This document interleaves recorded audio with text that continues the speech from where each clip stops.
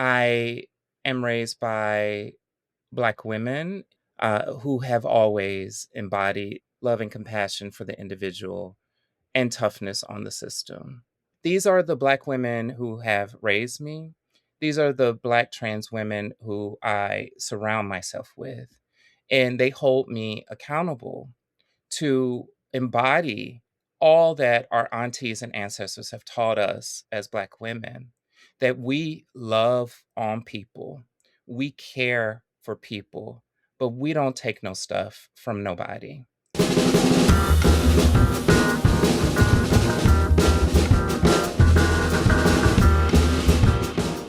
Hello again, and welcome back to In the Meanwhile. I'm Marcus Harrison Green.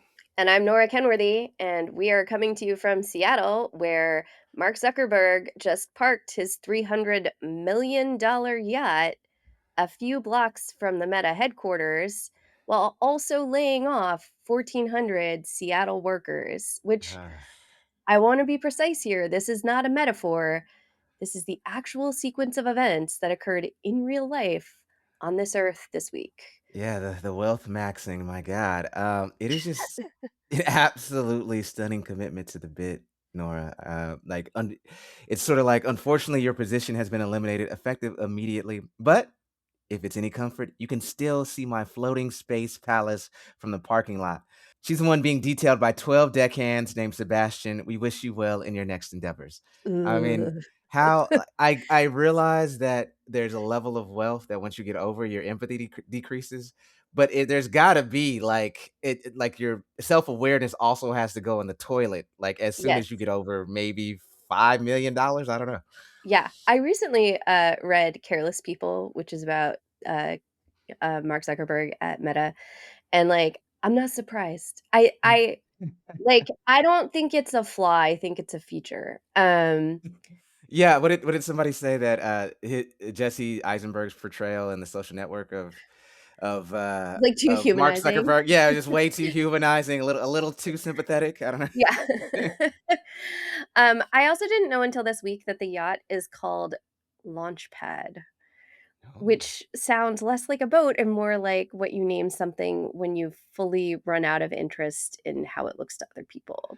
well, that's kind of right on the nose, I'd say. Yeah, yeah. Oh my god, yeah, I don't know, it could also sort of maybe be the name of a tech incubator where they workshop apps designed to replace therapists with AI chatbots that charge 34.99 a month to tell you, have you considered reframing this before quietly selling your attachment style to pharmaceutical I advertisers? think they've already launched that one, Marcus. Yeah. So hard to keep up, Nora. So hard to keep Yeah, up, man. I know. Yeah. Capitalism. Meanwhile, people on Lake Union are out here going, "Wow, that's such a big boat," because Seattle is just earnest enough to respond to this sort of naked oligarchy like it's a particularly impressive orca sighting. We're pointing, we're delighted, we're Instagramming it. Probably it's in several newsletters. Yeah, our city of Seattle is genuinely one of a kind, Nora. In Miami, that yacht becomes a nightclub by Friday. In New York, someone's already filed a noise complaint. Here, we paddle up in kayaks, go quiet for a moment to say, huh, so that's where my 401k went. Damn it. Mhm. Yeah. My personal favorite detail, and this is real, is that Zuck is apparently not even on the boat. They just, like, brought it up here for him. God, that that makes it so much worse. You know, the No. the, the yacht has more self-awareness now, Nora, than does Zuckerberg, right? I mean, it's roaming from city to city, laying off people on its own. It doesn't need him anymore to do so. It's just out there, fully autonomous, selling from Seattle to Portland to LA, quietly restructuring workforces, completely unsupervised, with no oversight or board approval. At this point, it is the most functional thing that Meta has ever deployed, I must say. Ugh. Ugh. I mean, autonomous bully yacht is truly a concept for our age. Moving on to, I guess, more dysfunctional things. Yeah.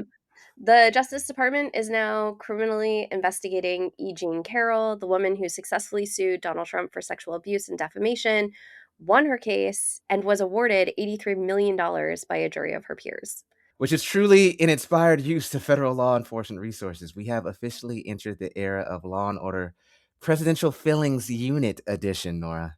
Yeah, the alleged crime here, alleged, is that Carol stated in a deposition that nobody was funding her lawsuit, and it later emerged that Reid Hoffman had helped cover some legal expenses through a nonprofit. That's it. That's the whole investigation.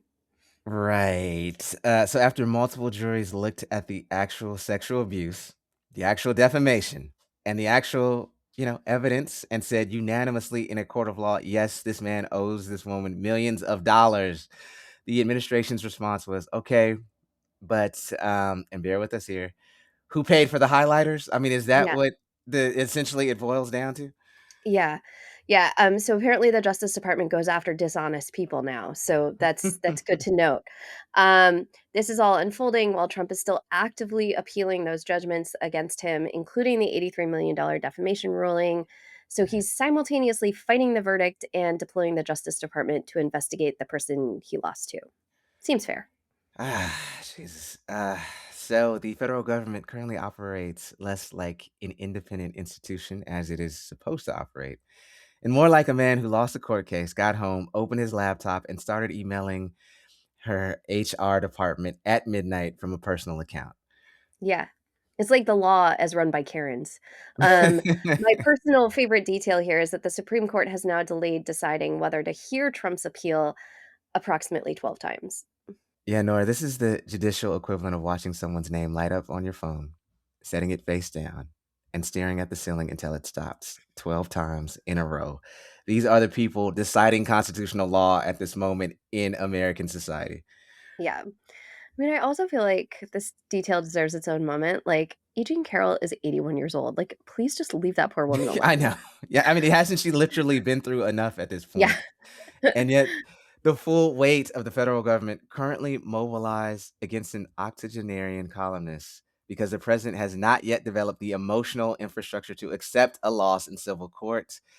I gotta say, there's probably somewhere, not somewhere. Richard Nixon is looking up from hell and going, I mean, I'm not saying I'm impressed, but I'm taking notes. I know. I know. I feel like we all need to get like Trump like a weighted, stuffy version of the Constitution or something that he can like comfort himself with instead of more lawsuits. On another light note, this week, Seattle's LGBTQ Commission is warning that queer and trans people who are fleeing red states are arriving in our city faster than the city's support systems can keep up. Which is what happens when half the country treats human rights like an optional software update, and Seattle becomes the nearest emotional emergency exit. Yes, and it turns out becoming a sanctuary city requires slightly more infrastructure than a rainbow crosswalk and a strongly worded mayoral proclamation. Yeah, which is actually a pretty good segue to our guest today, Jaelynn Scott. Jaelynn is a housing and civil rights leader running for Washington State House of Representatives in the 37th Legislative District, position number 2. Jalen is also an ordained minister with a Master's of Divinity from Naropa University. She's also a spiritual leader, community organizer, democratic socialist, and trans woman who has dedicated her life to building a community where all can live in freedom, dignity, and belonging. It's so great to have her with us today.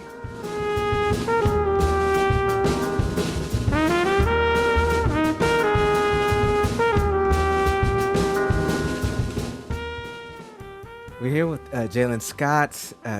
Jaelynn, thank you so much for taking time out of what I know is a busy campaign schedule to be with us today. Happy Um, to be with you. oh, it is such a pleasure. I do want to start just with getting this question out of the way with all that's been going on, our current climate, both nationally and locally. What made you want to run for office, and why did now feel like the right time to do so? I mean, I think that's a very, very good question, and one that I contemplated for a bit. I never expected to run for office. I had conversations with legislators and friends and electeds over the years who had seen my leadership at Lavender Rights Project, and even when I was in ministry, the thought like they saw something in me that I maybe didn't see for myself. and I didn't expect that this is where I would be going.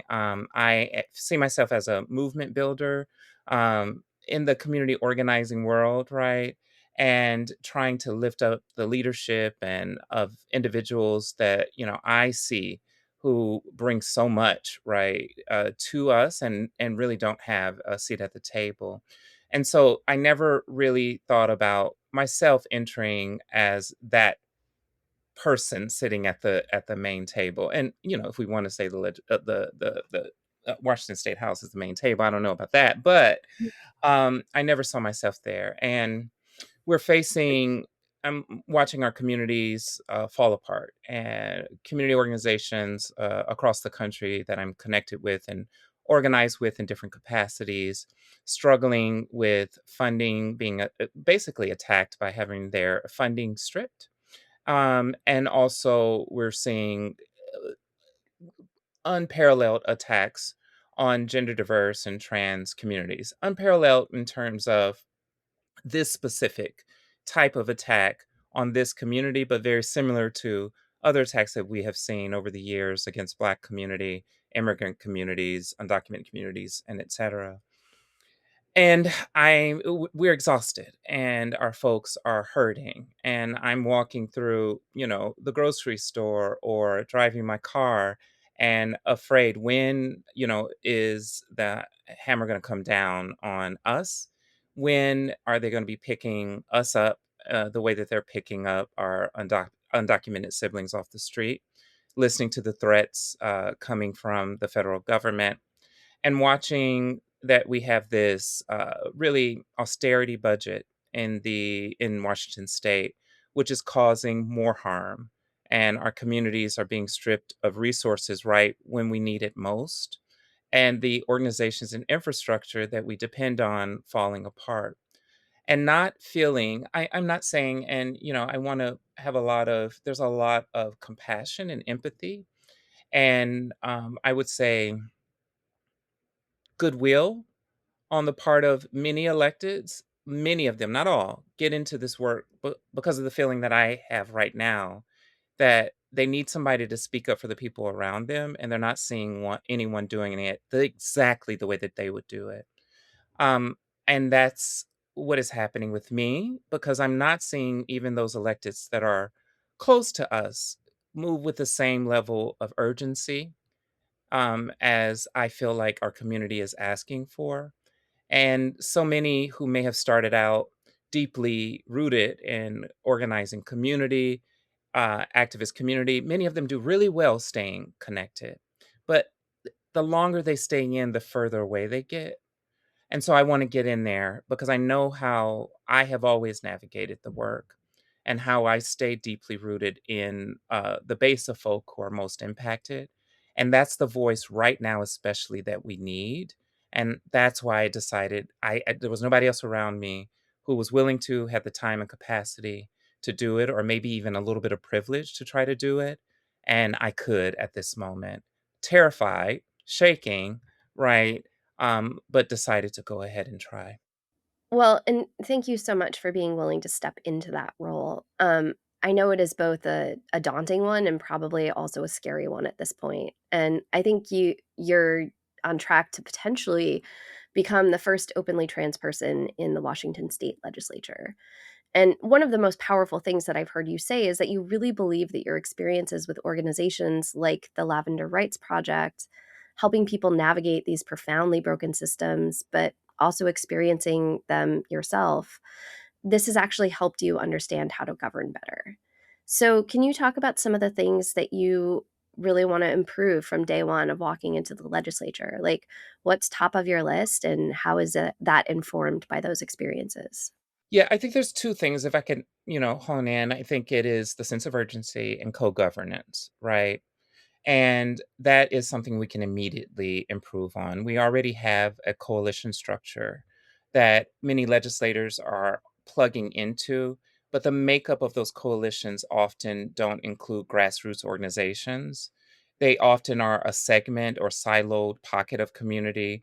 For example, if we have a coalition around housing, we're either having a coalition with folks who are more centrist, I wouldn't even say centrist, more interested in home ownership, right? And home ownership for a particular pocket of community, or we're in a coalition with folks who are interested in transit. And it takes leadership actually to bring those two people together and find out where our shared values and shared interests are so we can actually put forward legislation that's working for all. And I spoke to the urgency a moment ago, and I don't need to revisit that. But there's something that intersectional leadership representation matters, right? I do think representation for representation's sake, not useful. We don't need to count the numbers. We don't need another trans legislator if they're going to get into the office and just be that. But we do need someone who brings the experience of working with having a knowledge in their body of what it actually means to be Black, right?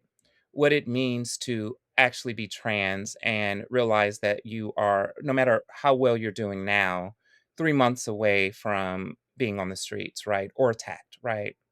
What it actually means to be a renter, what it means to have an experience of being housing unstable, right? Having all of those experience and how you've navigated the system, staying connected with that work and having done that work through experience, we need people at the table there. And I think that brings the urgency, the level of urgency. No, absolutely. I do. I want to ask this question because I mean, a part of this show is showing, a part of our podcast, I should say, is really showing how everyday people, right, can just go about making effective change. And, I want to touch on the fact that you built something real for communities at the Lavender Rights Project. One of the first big moves that you did was leading a coalition that redirected $16 million away from jail expansion and into permanent supportive housing. So, can you walk us through that fight and what did that coalition actually look like? And how did you achieve those wins? Because I know that coalition building is hard on a good day, and it's something on a bad day. So, Yeah, this was No New Youth Jail and Shut Down King County Jail is the coalition that we formed. But this was built on the history of No New Youth Jail, the history of jail, I would say abolition and decriminalization before them, many, many years of people saying that we actually need alternatives to incarceration for all communities of color. And so, while I can say I was there to help and lead get the thing over the line because I had the right relationships, because of, again, these intersection identities, I was in the right place at the right time. We had just developed out relationships. It was really hard for trans organizations to build and be in relationship with non-trans organizations, particularly Black orgs, at the time. And something happened in the summer of 2020. We started talking with each other and having deeper conversations. And this is a miracle of what it looks like, right? When we actually talk with each other and are fully inclusive of the full body of experience of each of our intersecting identities. So we had this urgency, right, from the county to figure out LGBTQ housing, and particularly looking at the experience of trans folk in shelters, permanent supportive housing, and them having a number of activists over the years, including myself and others, really pushing on the city, the state, and the county to have trans inclusive shelters and housing. You also had the summer of 2020 and post, right? Where we're saying that we actually need alternatives to incarceration. So it's this layered approach of coalitions that I'm in, one that I'm leading, many others who come before us, and the perfect moment. And the relationship developed and motivation that I won't go into, but with King County in particular and DCHS, who said, okay, it's time to actually do something about this. We have made some mistakes in terms of inclusivity, and we have this issue of over incarceration of Black folk. And we know y'all want King County Jail shut down, but we can do this. And it came to me because of that intersection. This is why we need intersectional leadership, right? Right here. It came to us because of that intersection. And we were actually able to talk them through, redirect the county, work with the city to get agreement, get folks to show up, in coalitions, across coalitions, to push this over the line and do deep investment to this other piece, right? Which was COVID related emergencies, right? This is another layer, right? That was happening in this investment in hotels through health through housing and the potential of that. Now, we said we don't want hotels, but we want care and services for our people and we want permanent housing. So it came together to move that 16 million into that project where half went to health through housing and half went to supportive services for BIPOC led organizations. So that's one of the pieces of our platform in my platform is deep investment in housing. Affordability is the code word. What does that actually mean? Right? Everyone's realizing with black folks and communities of color in the 37th and LGBTQ folks have long known that it is impossible to live here. You got $55,000 average median income for a family, black family, right? In Seattle, and yet you're expected to pay $3,000, $4,000 in childcare, $6 a gallon for gas. This doesn't work, and the rents are out of control. And you got a legislature that can only get it to 7 when we really need it to 5, and it's effectively at 10%, right? Not willing to go down on rent caps, right when we're in the midst of this crisis. So we need solutions, including lowering that rent cap, including deeply investing in projects that don't actually result in affordable housing that's not affordable. That is the social housing developer. Absolutely beautiful that the social housing developer has acquired his first property, but that's not the end of social housing. That's not the end of public housing investments we need to give that we need to provide.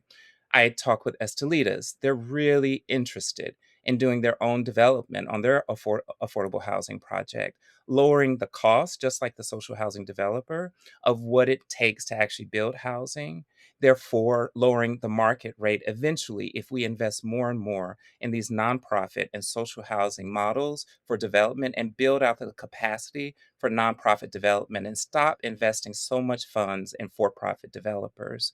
And so that's one key. And I've seen how permanent supportive housing, which is one model, but you can also talk about community land stewardship.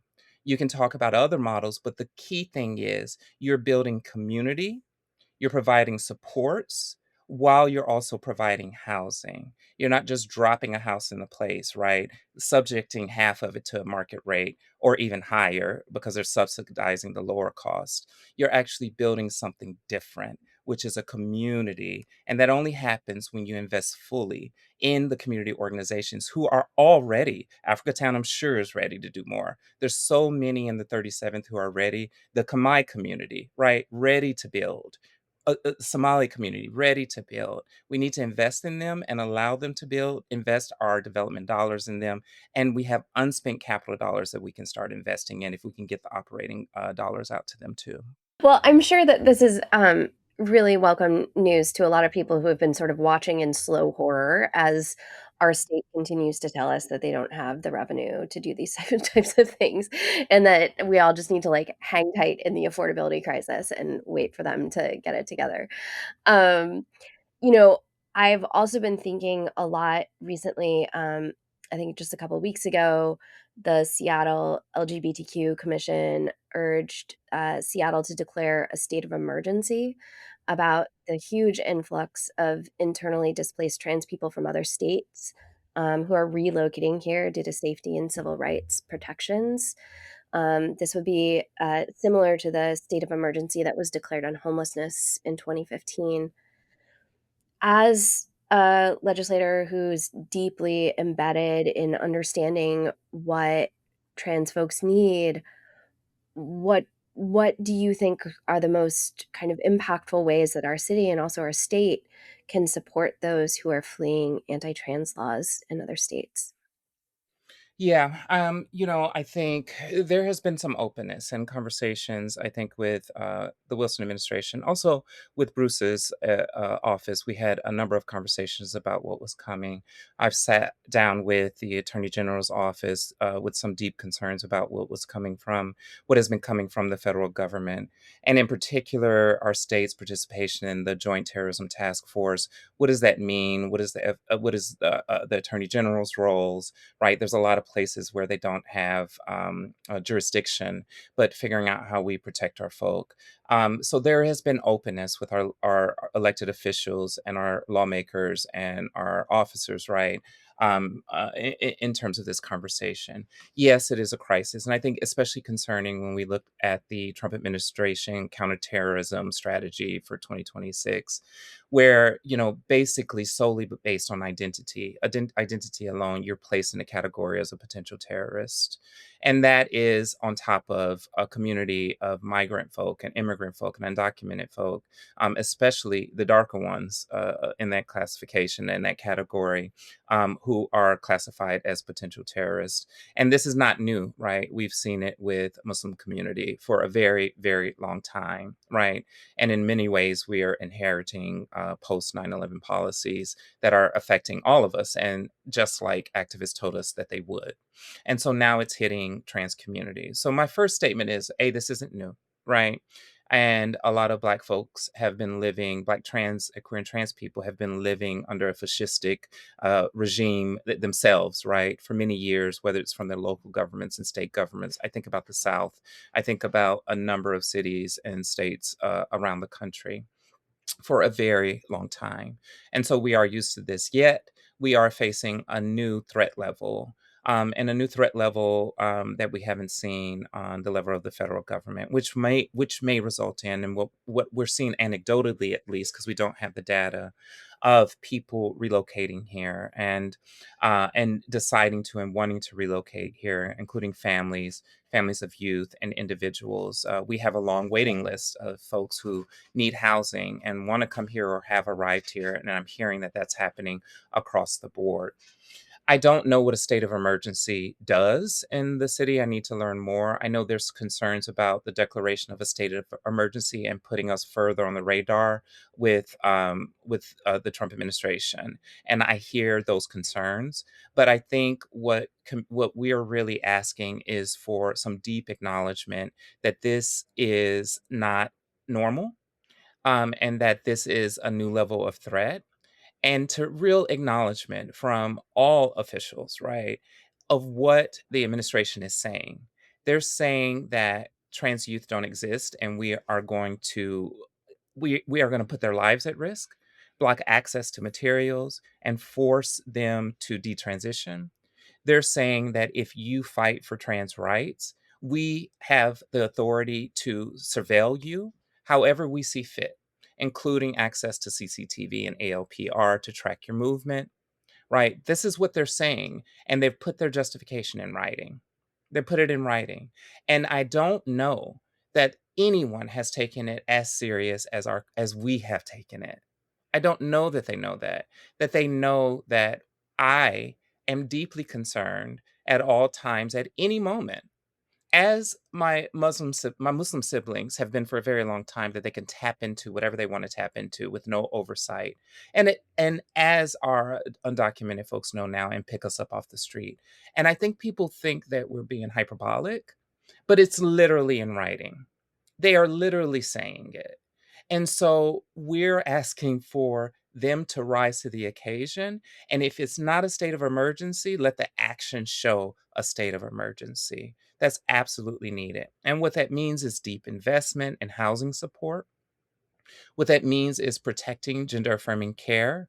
I'm very glad that there was, I think, $300,000 and other funds set aside for potential gender affirming care in case things fall apart, as well as investments in abortion access funds on the state level, but it's not enough, not even close to enough.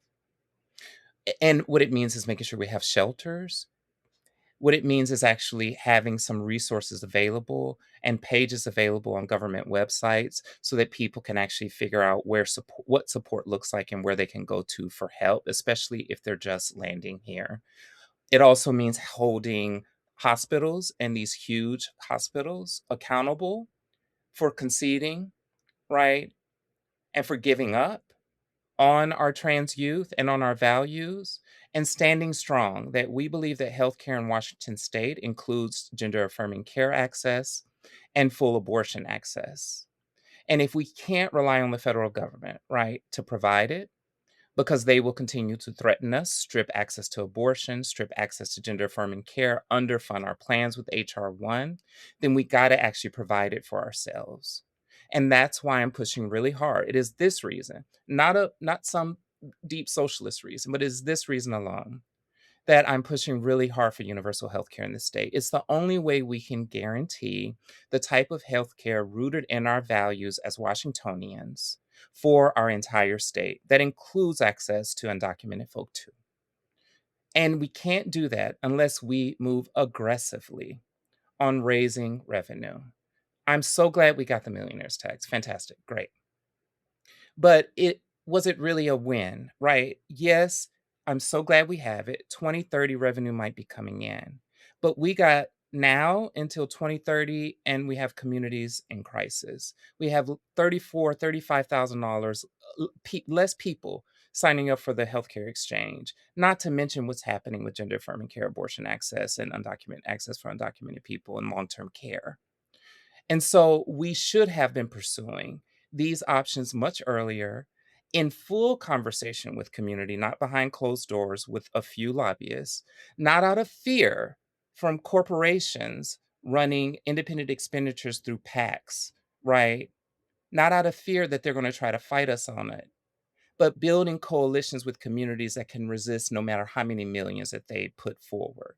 And we've moved that a little bit over the line with not a lot of guarantees for communities about what this is going to look like, but we need to get those guarantees for communities and coalitions, including Black communities and reparations, and a number of folks who have some deep interest in where this revenue is going to go. But Sean Scott put forward the payroll tax, the wealth tax. No excuse that we didn't push it over the line, except it would have pissed off someone and we felt like we didn't have $50 million to put up a fight against it. That's not an excuse to give up on communities when we are sensing this level of urgency. And that's the type of decision making you make when you are in a nice house and protected and you have good investments and it's not touching you as much. The decision making that we make out here in these streets will be completely different. Yeah, it's true. I'm not even religious. You got me saying amen. I want to in that in that line of questioning, I guess. Like, I want to ask you from this conversation, but also conversations that I've had with you in the past. I mean, you seem to practice, and you can correct me if I'm wrong, but a politics of grace, if you will, right? Where you know it's almost as if you're willing to sort of be ruthless with the system, but kind to the individual. And particularly at this time now where things are so polarized, people are chronically online over the simplest things. You have people who are willing to, cut down and eviscerate people. How do you hold on to, how do you tether yourself to that politics of grace? And it has to be, I can only imagine how hard it is for you, right? In the sense of, like, I've seen some of the venom that is spit at you online, right? Just simply for existing. And so how are you able to still practice that while undergoing and being a target of so much vitriol at times? I I'm so touched that you see that, and I am glad that that's what's coming through. I am raised by Black women in a state, Mississippi, in a city, Jackson, of Black women leaders who have always embodied that level of deep love and compassion, spiritually rooted love and compassion for the individual and toughness on the system. I mean, Fannie Lou Hamer, right, comes to mind, and I think of her a lot. And there is this real earthiness about her, and it's rooted in her deep love of Black people, deep love of all people, right? Or was, right? And also just this straightforward way in a Mississippi country way just to tell you like it is and tell you what needs to change. These are the Black women who have raised me. These are the Black trans women who I surround myself with. and they hold me accountable to embody, right, all that our aunties and ancestors have taught us as Black women, that we love on people, we care for people, but we don't take no stuff from nobody. And so that's always my hope. I think my ministerial training has helped. I'm a practicing Buddhist, and I went to Buddhist divinity at Nora University.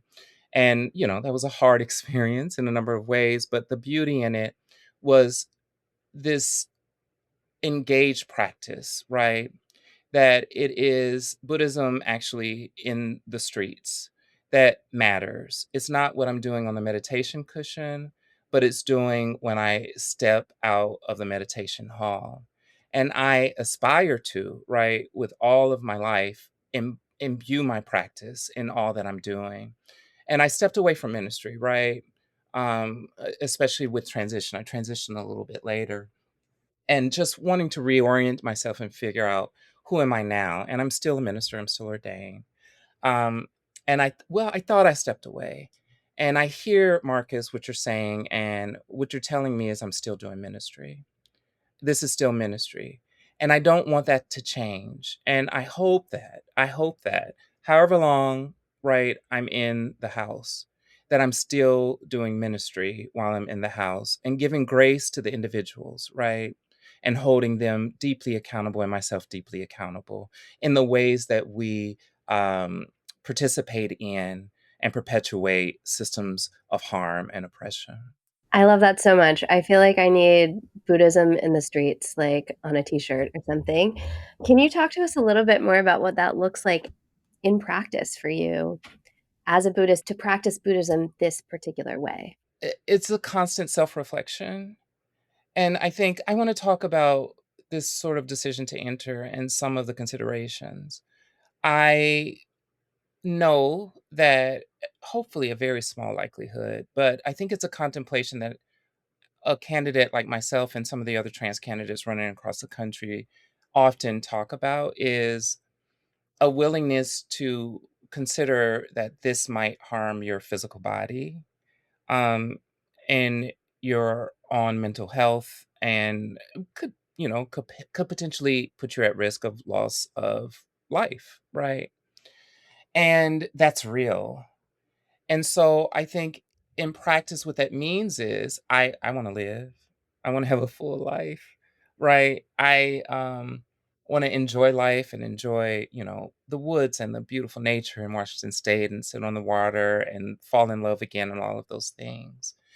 But I think in practice, I realize that this is not just about me, that we are interdependent, completely interdependent, and that the work that I'm doing, the risks that I'm taking, right, are for the whole and the collective. And whether I'm here or not to get the spoils, right, whether I do well or I mess up completely, right, that somebody else will pick it up, but that I have a little piece of the contribution to the interdependent whole. And so in that decision making, that's what it looks like in practice, that I'm able to make that decision. And I don't think if I wasn't a practitioner, I don't think I would have made this decision in the same way. Yeah. I love that answer, thank you. Yeah, I wanna ask about a hard topic, and please let me know if it's just off limits for you today or for good. I teach at the University of Washington. We are reeling from the homicide of Juniper Blessing, a trans student, while she was in her housing doing her laundry. Know that the broader trans and queer community is also really in mourning right now. And one of the things that I've heard from my students and from community members is that there just really hasn't been enough communication from the top about this one, naming it what it is. And I guess I'm wondering if there's a message that you would want to send to the trans and queer community at UW, or just what message you would want them to hear from you as both someone in the ministry and as a leader. Yeah, this is not okay. Um, Completely unfair, um, preventable, should not have happened. We are supposed to be building a sanctuary here. Juniper probably thought that they were safe, that she was safe. And I don't know, there's some questions about her pronouns, but Juniper probably thought she was safe.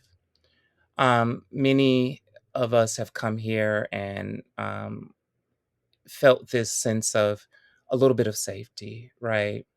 And we expect the institutions that we show up to understand the social situation that faces us and to take the precautions that they necessary to protect us.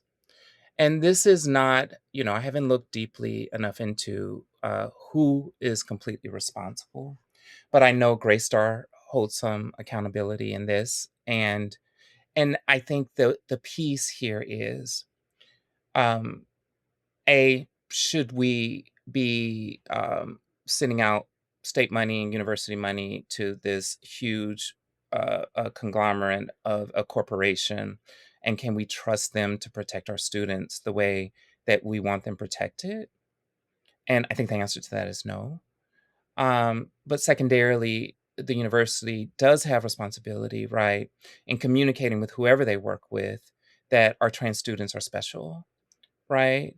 That we love them, that we care for them, and that their needs are urgent. At the same for any of their undocumented uh, students at this moment. That people an acknowledgement that we're under attack, right? And take as much and many precautions as necessary. That doesn't hasn't seemed to happen on all levels. And I know the University of Washington is better than other universities, across the country. This state is a lot better than other states and cities, but it's not enough. And that's not okay. And what I will say to the fellow students is, I see you. I didn't want to make it political, so I showed up to do a little setup, right, for the memorial. But I've never seen a more loving and engaged community of folk come together and care for each other, right, as these students putting together this memorial for Juniper. And I deeply appreciate what that means for me as an individual, that there are people there who will be there for me when I'm in need too. So what they're doing for each other right now, it extends across the country. We all see how you care for each other, and I just want to thank you for caring for each other, for speaking truth to power, for calling for accountability. It's not just about Juniper. It's not just about the university. It's not just about Graystar. It is actually really about us getting our power and our voice, and they are the leaders and the future leaders of our movement, and I'm so appreciative for them.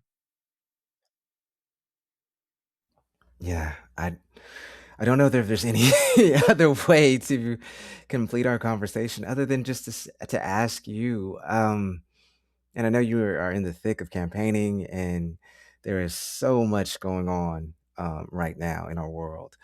But what are the things that you're able to fill your cup up with? Like, how are you able to, seek out, identify, and just bask in joy sometimes? Yeah, it's gonna feel cliche, but it's so real. Like, I'm surprising well, first of all, I have therapy. Yeah, consistently going to therapy, with an amazing therapist. Um, I'm talking regularly. First call I had was with my family, an extended family, and they were so deeply loving and supportive, checking in with them regularly. My trans sisters, right?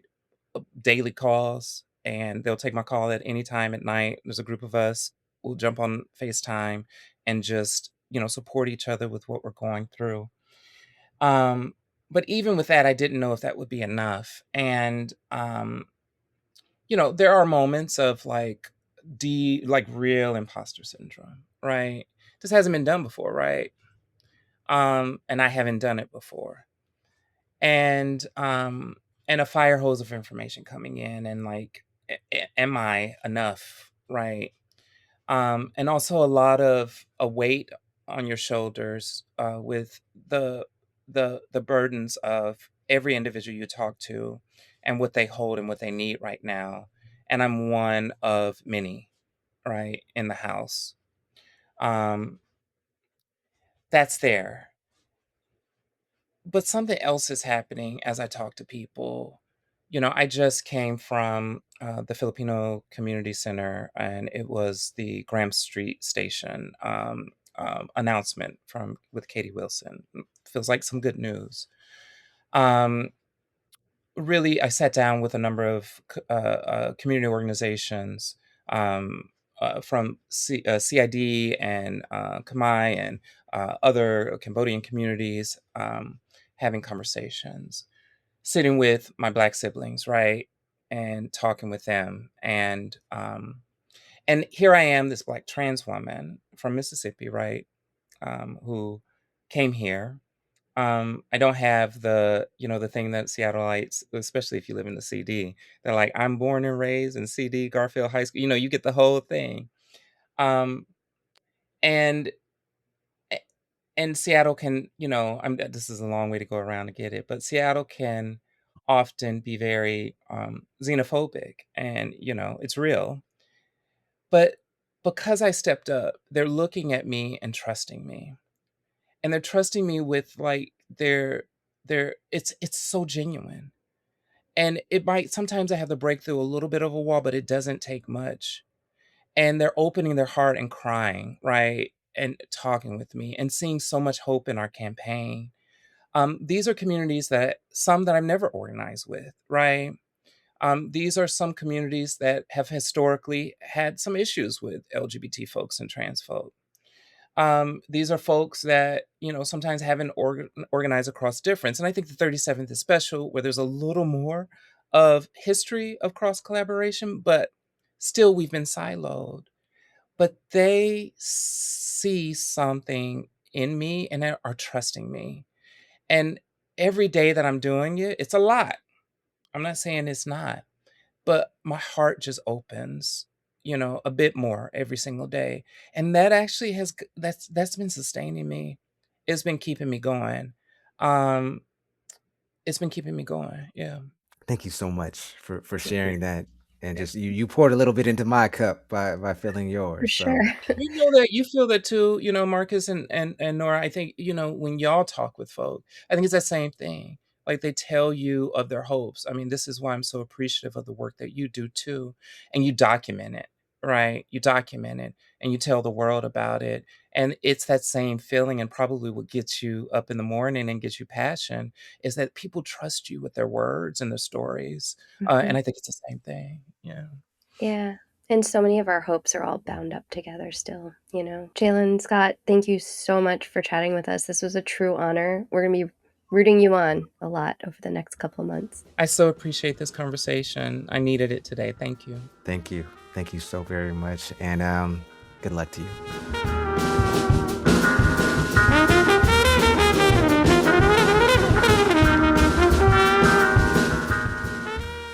Yeah, Nora, like I gotta say, like Jaelynn is just I know she's running for state representative, but I mean, I hope she has a rocket strapped to her back and is like, I don't know, like someday will be senator, maybe Yeah, president.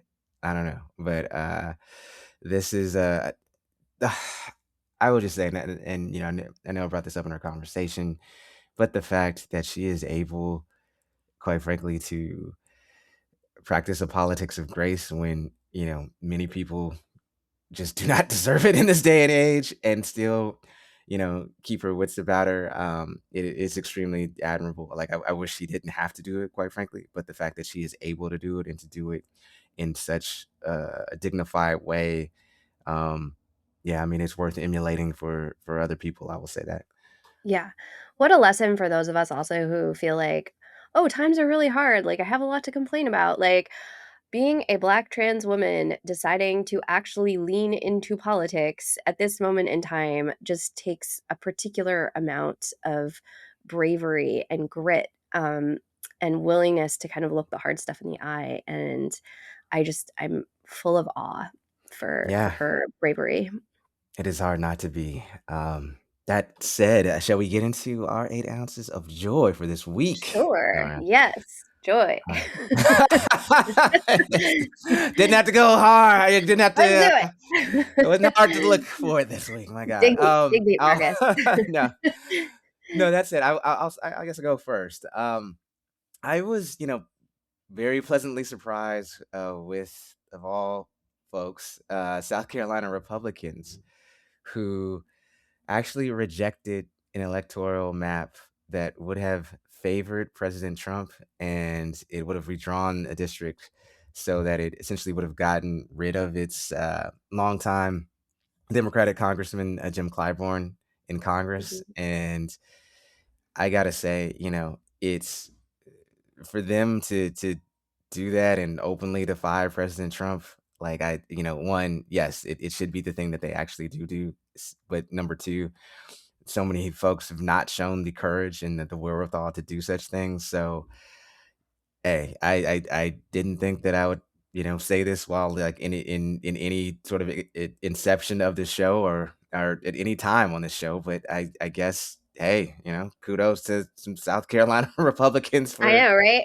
I'll briefly I'll finding their courage there. I'll take the wins where we can get them, right?